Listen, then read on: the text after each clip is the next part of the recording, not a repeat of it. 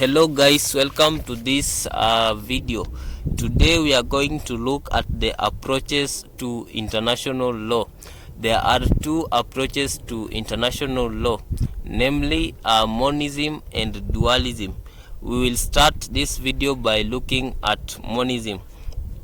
A monism approach argues that there is no distinction between international law and municipal law.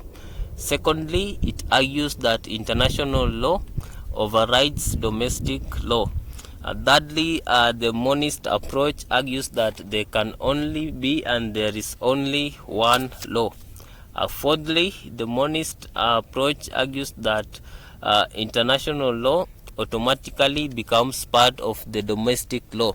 This happens very much often in countries that practice this type of approach. Fifth, they argues that there is one fundamental principle that underlies both international law and domestic law, and this principle is what is called pact sunt servanda, which means that agreements must be carried out. So the monist perspective or approach can be summarized under one sentence, that is only one law view. So the scholars that are particularly prolific in this perspective include Kelsen with his pure law theory and Lauterpacht, who argues that law is concerned with the well-being of the individual. So a country that practices monist approach is Netherlands. That is an example of a country that practices this kind of approach. The second approach to international law is called a dualist approach. This approach has the following characteristics. One, it argues that national law overrides international law.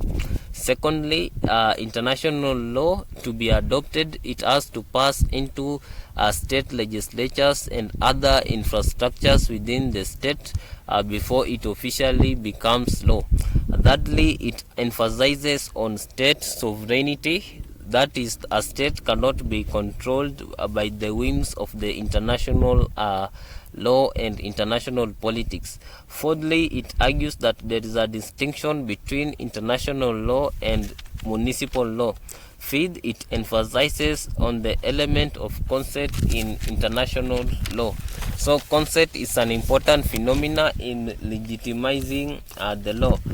Finally, the dualist approach argues that the rules of the system of international law and municipal law exist separately and cannot purport to have an effect on or overrule the other. So a country that exercises this kind of approach is the United Kingdom, whereby international law must pass through parliament for it to be part of the domestic law.